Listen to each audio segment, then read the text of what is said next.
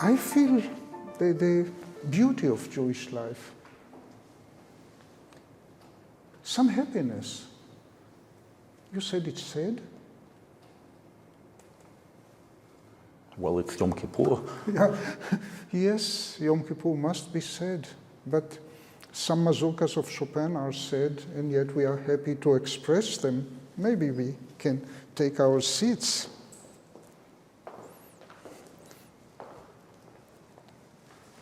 Please. Thank you. לכל מי שחושב שהוא טעה בכתובת ובתוכנית, אז יש לי הודעה משמחת. אנחנו עדיין באינטרמצו. אינטרמצו האהובה שלנו, אבל אנחנו במוזיאון תל אביב. למה במוזיאון תל אביב? כי אנחנו במהלך תחרות רובינשטיין, עם כל השופטים וכל המתחרים, אירוע יוצא מהכלל תחרות רובינשטיין. ובין אורחי הכבוד שלנו ישנו הפסנתרן הדגול יבגני קיסין. שלום ז'ניה. Shalom, Arik.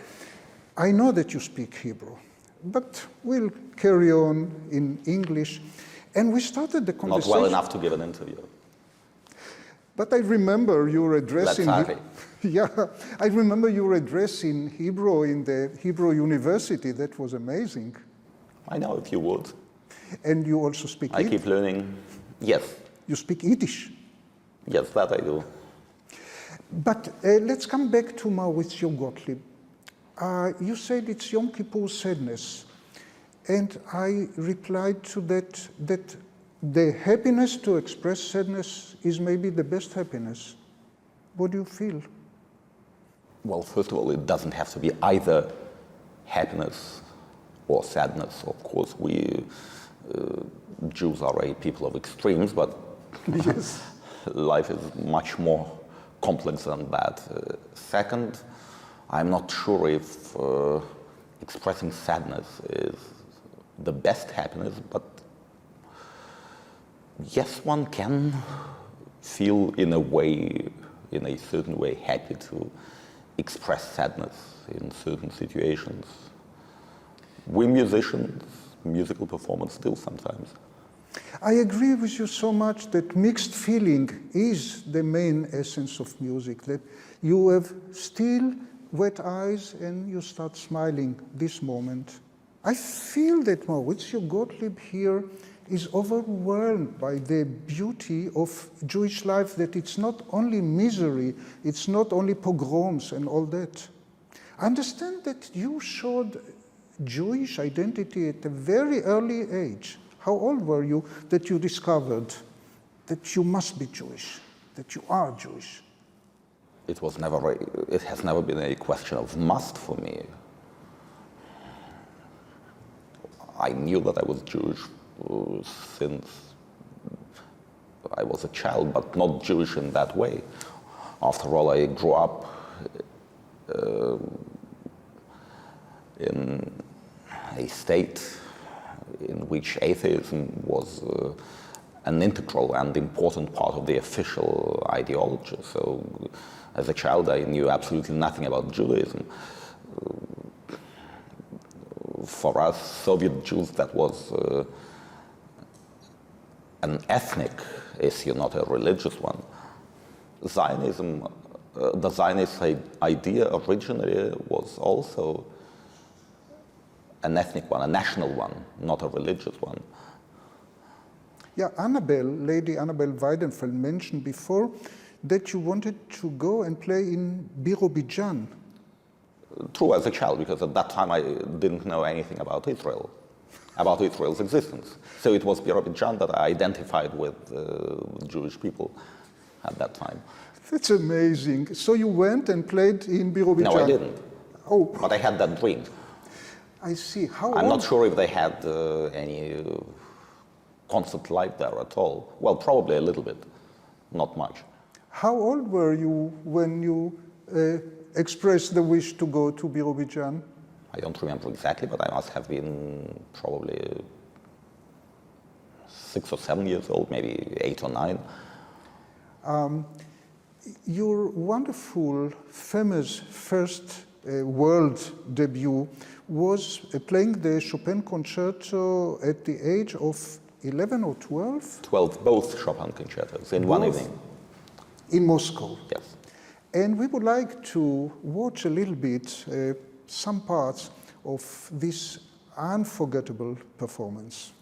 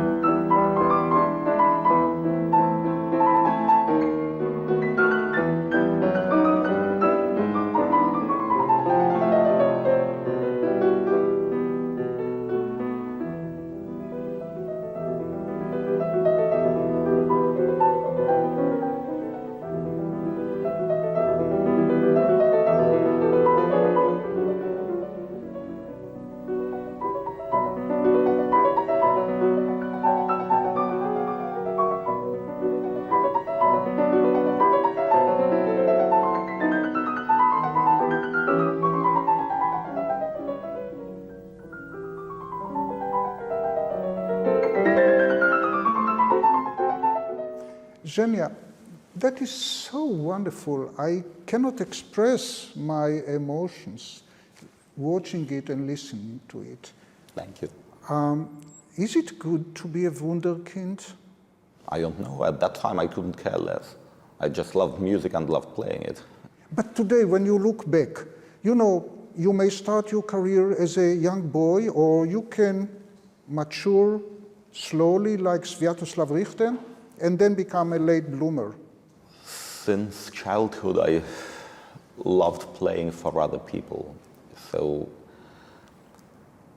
giving concerts was always a natural urge for me, and a necessity. That's why, looking back, I think it was good that I started playing in public early. On the other hand, it was also very good and important that both my parents and my piano teacher and the cantor always did their utmost to prevent any kind of exploitation. And at that time, the number of my public performances was, in fact, very small. You know, we watch today the international scenario, and we see a lot of young children who are so brilliant in being a keyboardist, in running the fingers. There is not any more difficult composition. They can play anything. But I was so impressed about you was your emotional maturity. How is it possible that 12 years old boy is so mature emotionally? What was the background that made you so mature? I guess it comes from nature. Either one has it or one doesn't. At that age, in any case. And that's why many people, musicians, used to say back then that Wunderkind, child prodigy, was not the right word for me. You know, if you are a wunderkind, not necessarily you have a deprived childhood, but all your friends are adults. You travel, you meet Karajan, you meet those people, so you don't have children as your friends. Yes, I did. You had? Yes, of course. Play football? Football too.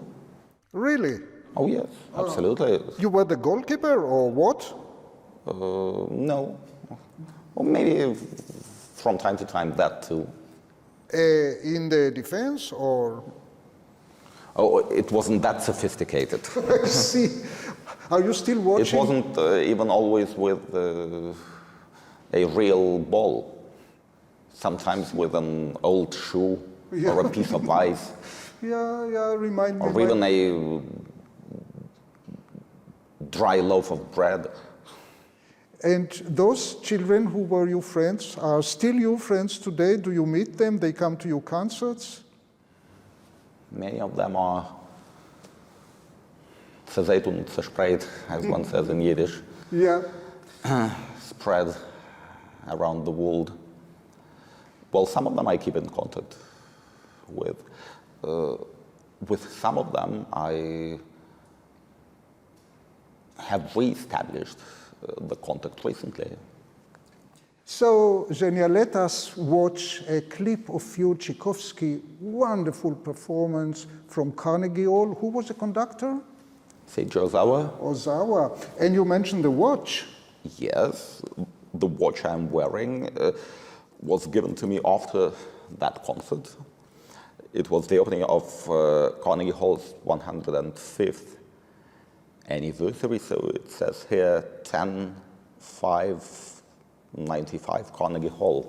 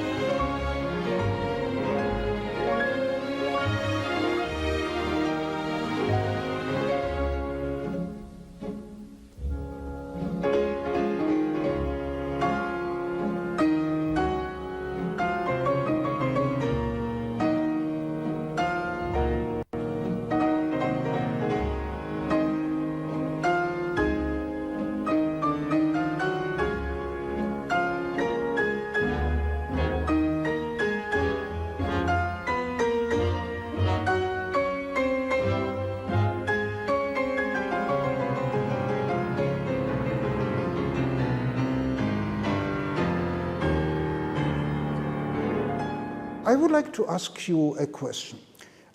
Rubinstein said once that he can play Beethoven, play Chopin, but when he plays the mazurkas by Chopin's son, he feels at home. So when you play Tchaikovsky, I really felt you are at home. You speak your Muttersprache. I'd like to ask you again about your Jewishness. So you discovered this identity, and recently that reached a marvelous expression when you applied for an Israeli passport. You are holding an Israeli Yes. passport. That's not so easy to travel with this passport. You need visas. Not everywhere. One can travel visa-free throughout Europe with Israeli passport. But you don't live here in Israel. No, I don't, but nevertheless,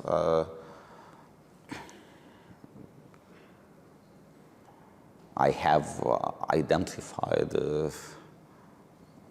myself with it, even if not always consciously or 100% consciously for many years.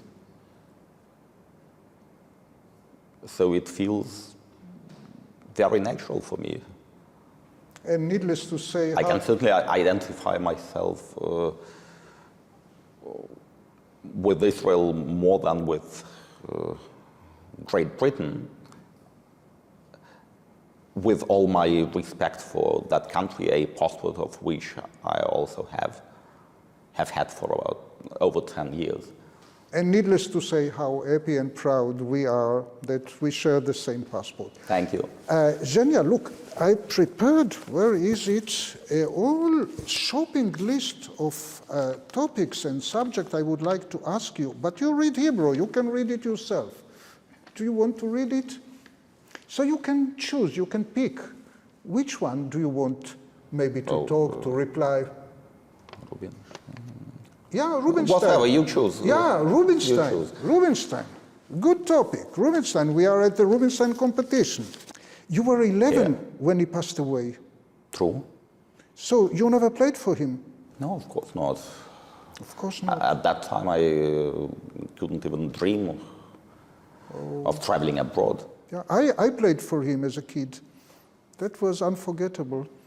But of course, since childhood, I listened to his recordings and loved them. Annabelle told me that he heard about you, and he was Really? he was interested. He heard that there is such a child in Russia, but then you never played any concerts like the 12 years I'm old. surprised and even a bit shocked. Yeah, yeah. Well, your fame became very popular. And when you listen to his performance, is he a model for you for anything?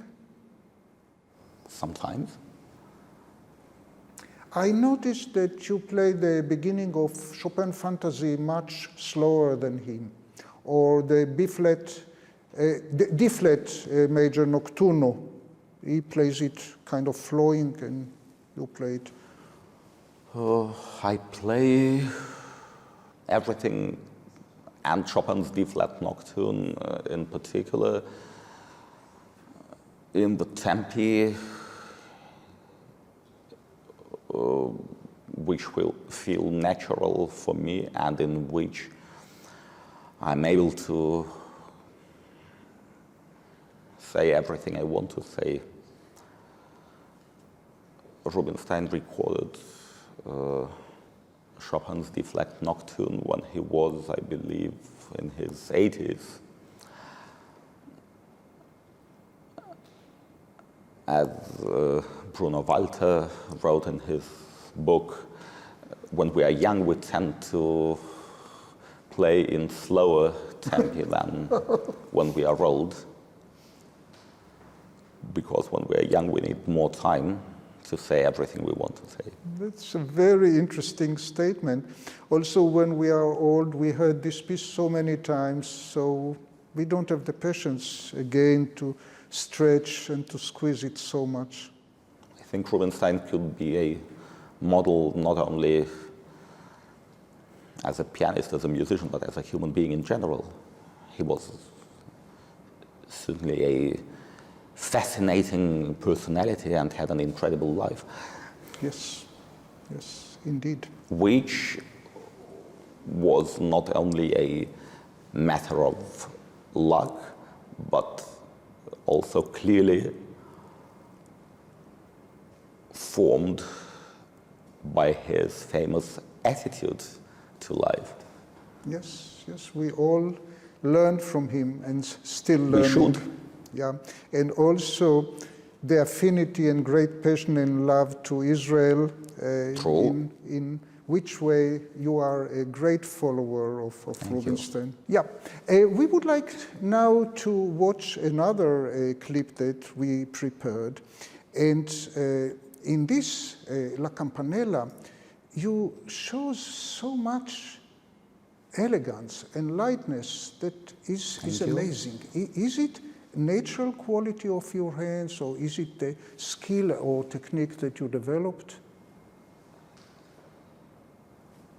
As we both know, and as all our colleagues know, everything needs to be worked on.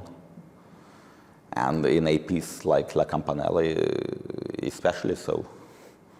I know that very soon you are going to practice in Man Auditorium. Do you practice a lot every day? Every day is different, but as a rule, yes. So you are a hard worker, in spite of this very easy and natural facility? All natural talents must be developed. So let us, Genia, watch now your magnificent La Campanella.